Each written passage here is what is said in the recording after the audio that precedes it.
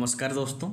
आज हम इस वीडियो में इलेक्ट्रिकल की और कुछ इम्पोर्टेंट ऑब्जेक्टिव क्वेश्चन के बारे में डिटेल में डिस्कशन करेंगे। और अगर आपको वीडियो अच्छा लगता है तो सब्सक्राइब जरूर कीजिएगा। तो देखो आज का पहला क्वेश्चन शुरू करते हैं। पहला क्वेश्चन देखो, a single phase induction motor employees rotor dash. देखो एक सिंगल फेज इंडक्शन मोटर में हम इनमें से कौन सा टाइप ऑफ रोटर का यूज करते हैं? स्क्विरल केज टाइप का यूज करते हैं या फिर ऊन टाइप का या फिर आइदर स्क्विरल केज या फिर ऊन टाइप का या नॉन ऑफ द एबो। तो इसका आंसर होगा जो सिंगल फेज इंडक्शन मोटर होता है उसमें हम ज़्यादातर क्या करते हैं ना, ये जो स्क्विरल केज टाइप होता है इसी को यूज करते हैं। तो ऑप्शन नंबर 1 होगा इसका करेक्ट आंसर। तो देखो जो रोटर होता है नॉर्मली वो 2 टाइप का होता है। एक होता है स्क्विरल केज टाइप, ये जो फिगर है ये हमारा स्क्विरल केज टाइप का होता है। और दूसरा ये जो होता है इसको हम ऊन टाइप कहते हैं और इसको स्लिप रिंग टाइप भी कहते हैं। तो सिंगल फेज इंडक्शन मोटर में ज़्यादातर हम इस जो स्क्विरल केज टाइप होता है इसको ही यूज करते हैं। और इसमें क्या होता है, वंस अगर इस रोटर को हम असेंबली करते हैं तो इसके बाद हम और एक्स्ट्रा रेजिस्टेंस ऐड नहीं कर सकते हैं। लेकिन जो slip ring type induction motor होता है जिसका रोटर हमारा ऊन टाइप या फिर स्लिप रिंग टाइप का होता है उसमें हम बाद में भी एक्स्ट्रा रेजिस्टेंस ऐड कर सकते हैं। तो इस क्वेश्चन का आंसर क्या होगा ना, जो सिंगल फेज इंडक्शन मोटर होता है उसमें हम स्क्विरल केज टाइप रोटर का यूज करते हैं। Option number 1 is the correct answer.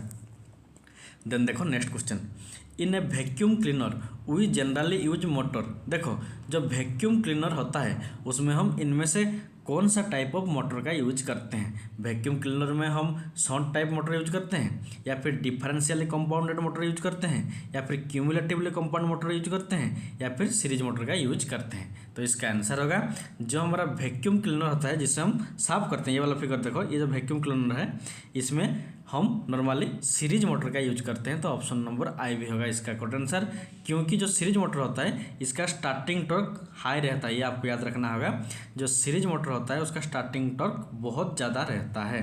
तो option number I V is the correct answer. Then देखो next question, when the length of a transmission line increases its inductive reactance का value क्या होगा? देखो जब किसी एक ट्रांसमिशन लाइन का लेंथ ज़्यादा होता है तो उस ट्रांसमिशन लाइन का जो इंडक्टिव रिएक्टेंस जिसको हम शॉर्ट में कहते हैं XL, इसका वैल्यू क्या होगा? इंक्रीज होगा या फिर डिक्रीज होगा या फिर जितना था उतना ही रहेगा या फिर नॉन ऑफ द एबोव? तो इसका आंसर होगा जब एक ट्रांसमिशन लाइन का लेंथ ज़्यादा होता है तो उसका इंडक्टिव रिएक्टेंस का वैल्यू भी ज़्यादा होता है, मीन्स इंक्रीज होता है। Option number 1 is the correct answer. तो देखो कैसे होता है, मान लो ये हमारा एक ट्रांसमिशन लाइन है, ये जो ट्रांसमिशन लाइन है इसका अगर लेंथ ज़्यादा होगा तो हम सब जानते हैं इसका इंडक्टेंस भी ज़्यादा होगा। वेरी वेरी इंपॉर्टेंट, किसी भी ट्रांसमिशन लाइन का जब लेंथ ज़्यादा होता है तो उसका इंडक्टेंस भी ज़्यादा होता है। और जो अगर इंडक्टेंस का वैल्यू ज़्यादा होगा तो जो इंडक्टिव रिएक्टेंस का वैल्यू भी ज़्यादा होगा, क्योंकि inductive reactance is equal to क्या होता है 2 पाई फ्रीक्वेंसी इंटू लेंथ। अगर लेंथ का वैल्यू इंक्रीज हो रहा है तो ऑटोमेटिकली इंडक्टिव रिएक्टेंस का वैल्यू ज़्यादा होगा, क्योंकि लेंथ और इंडक्टिव रिएक्टेंस दोनों आपस में डायरेक्टली प्रोपोर्शनल है। तो इसीलिए अगर ट्रांसमिशन लाइन का लेंथ ज़्यादा हो रहा है तो उसमें हमारा इंडक्टिव रिएक्टेंस का वैल्यू भी ज़्यादा होगा। तो option number 1 is the correct answer. Then देखो next question, the yoke of a DC machine carries dash of the dash pole flux. देखो एक डीसी मशीन का जो योक होता है उसका जो कवर बॉडी होता है, ये देखो मान लो ये हमारा डीसी मशीन है, इसके अंदर में रोटर घूमता है लेकिन ऊपर में ये जो है इसको हम योक कहते हैं। तो ये जो योक होता है इसमें कितना फ्लक्स रहता है? 3 गुना रहता है या फिर हाफ रहता है या फिर 2 टाइम 2 गुना रहता है या फिर नॉन ऑफ द अबव? तो इसका आंसर होगा जो हमारा डीसी मशीन होता है उसका जो योक मीन्स जो कवर वाला पार्ट होता है, बॉडी पार्ट होता है, उसमें टोटल फ्लक्स का वन हाफ फ्लक्स कैरी करता है। तो ऑप्शन नंबर 2 होगा इसका correct answer. Very very important question. Then देखो next question, the iron core is use to transformer of the dash. देखो जो ट्रांसफार्मर होता है उसका जो कोर होता है वो आयरन का ही क्यों होता है? देखो ये फिगर है, ये ट्रांसफार्मर का कोर का फिगर है। ये जो कोर है ये आयरन का ही क्यों होता है? क्योंकि ये जो आयरन कोर होता है ये मैग्नेटिक कपलिंग प्रोवाइड करता है, या फिर इनमें से कोई भी नहीं, या फिर कोर लॉस को कम करता है, या फिर इसका वेट को इंक्रीज करता है। तो इसका आंसर होगा हम इसीलिए जो ट्रांसफार्मर होता है उसका कोर इसीलिए आयरन का होता है क्योंकि जो आयरन होता है वो हमें टाइट मैग्नेटिक कपलिंग प्रोवाइड करता है। तो ऑप्शन नंबर 1 होगा इसका करेक्ट आंसर। देखो जो फ्लक्स होता है अगर हम प्राइमरी में, ये प्राइमरी वाइंडिंग मान लो ट्रांसफार्मर की और ये ट्रांसफार्मर की सेकेंडरी वाइंडिंग है। जब प्राइमरी वाइंडिंग में हम करंट फ्लो सप्लाई देते हैं तो अब जो करंट होता है वो फ्लक्स में कन्वर्ट होता है और जब फ्लक्स होता है वो आयरन के थ्रू आसानी से फ्लो होता है। इसीलिए हम ये जो आयरन कोर होता है इसको हम आयरन से ही आयरन का ही कोर यूज करते हैं। तो ऑप्शन नंबर 1 होगा इसका करेक्ट आंसर। देन देखो next question. In a 3-phase induction motor, the rotor speed is dash than the synchronous speed। एक 3-phase इंडक्शन मोटर का जो रोटर होता है उसका स्पीड उसका सिंक्रोनस स्पीड से ज़्यादा होता है या फिर कम होता है या फिर दोनों बराबर होते हैं या फिर नॉन होता है वो। तो इसका आंसर होगा एक 3-phase इंडक्शन मोटर का जो रोटर का स्पीड होता है वो स्मॉल होता है उसका सिंक्रोनस स्पीड से। मीन्स सिंक्रोनस स्पीड का स्पीड ज़्यादा रहेगा और रोटर का स्पीड कम रहेगा। तो इसीलिए ये जो ऑप्शन है ये करेक्ट आंसर होगा। क्योंकि देखो जो सिंक्रोनस स्पीड होता है, मान लो ये हमारा एक 3-phase इंडक्शन मोटर है, इसका ये रोटर है, ये ऊपर में इसका स्टार्टर है, इधर हम 3-phase सप्लाई देते हैं। जब हम इधर 3-phase सप्लाई देते हैं तो यहाँ पर क्या होता है, जो फ्लक्स घूमता है उसको हम क्या कहते हैं, सिंक्रोनस स्पीड कहते हैं।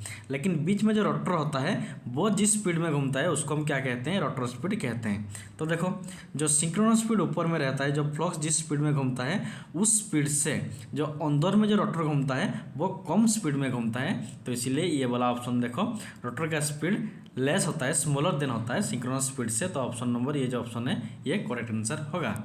देन देखो next question. In a single phase induction motor speed sensitive centrifugal switch is connected in dash winding. देखो जो हमारा एक सिंगल फेज इंडक्शन मोटर होता है उसमें एक सेंट्रीफ्यूगल स्विच कनेक्ट किया जाता है जिसको हम कहते हैं स्पीड सेंसिटिव सेंट्रीफ्यूगल स्विच। इसको हम जो स्टार्टिंग वाइंडिंग होता है उसके साथ पैरेलल में कनेक्शन करते हैं या फिर स्टार्टिंग वाइंडिंग के साथ सीरीज में कनेक्शन करते हैं या फिर मेन वाइंडिंग के साथ पैरेलल में कनेक्शन करते हैं या फिर मेन वाइंडिंग के साथ सीरीज में कनेक्शन करते हैं। तो इसका आंसर होगा एक सिंगल फेज इंडक्शन मोटर का जो स्पीड सेंसिटिव सेंट्रीफ्यूगल स्विच होता है उसको हम स्टार्टिंग वाइंडिंग के सीरीज में कनेक्शन करते हैं। तो ऑप्शन नंबर 2 होगा इसका correct answer. Option number 2 the correct answer. ये वाला फिगर देखो, ये होता है रोटर और ये होता है हमारा ये जो वाइंडिंग है ये स्टार्टिंग वाइंडिंग होता है और ये जो होता है ये रनिंग वाइंडिंग या फिर मेन वाइंडिंग होता है।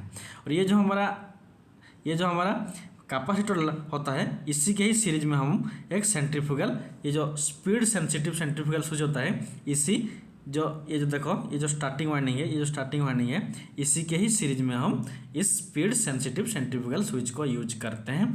क्योंकि जब एक मोटर सिंगल फेज में रोटेट नहीं करता है इसीलिए हम उसको स्टार्टिंग के टाइम क्या करते हैं, 2 वाइंडिंग में कन्वर्ट करते हैं। एक होता है मेन वाइंडिंग ये वाला और एक होता है स्टार्टिंग वाइंडिंग। जब ये मोटर 75% स्पीड अचीव कर लेता है, ये जो मोटर होता है ये जो रोटर होता है ये 75% जब स्पीड हो जाता है उसके बाद क्या होगा ना, जो ये स्पीड सेंसिटिव सेंट्रीफ्यूगल स्विच होता है जो सीरीज में कनेक्ट होता है हमारा स्टार्टिंग वाइंडिंग के साथ वो डिस्कनेक्ट हो जाता है। जिससे क्या होगा ना, पूरा ये जो हमारा स्टार्टिंग वाइंडिंग है पूरी स्टार्टिंग वाइंडिंग डिस्कनेक्ट हो जाएगा जब ये मोटर 75 स्पीड में 75 स्पीड हो जाता है।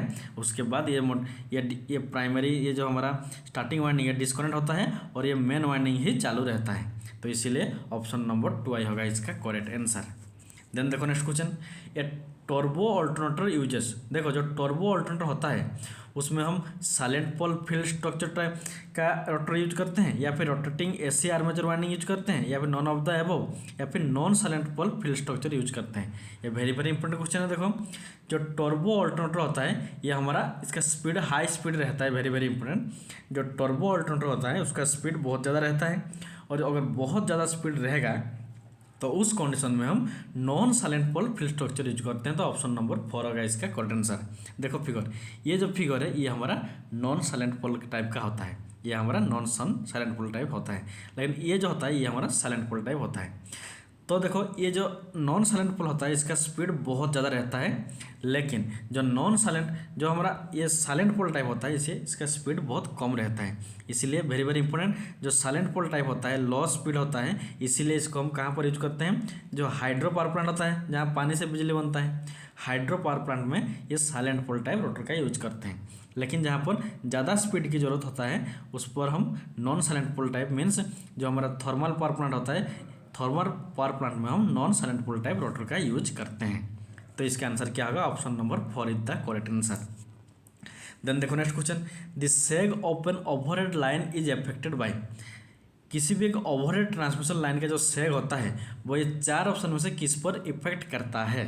तो देखो मान लो ये हमारा एक ट्रांसमिशन लाइन है, पहले देखो साग किसे कहते हैं, ये जो साग वर्ड का मतलब क्या होता है। देखो मान लो ये एक इलेक्ट्रिक पोल है, ये और एक इलेक्ट्रिक पोल है, दोनों के बीच में ये देखो ये डिस्टेंस है, लेकिन जो वायर होता है देखो थोड़ा नीचे की तरफ आता है, नीचे से जाता है, तो उसका जो हॉरिजॉन्टल डिस्टेंस और कितना नीचे आया है दोनों के बीच में जो डिस्टेंस होता है इसी डिस्टेंस को हम क्या कहते हैं, सेग कहते हैं।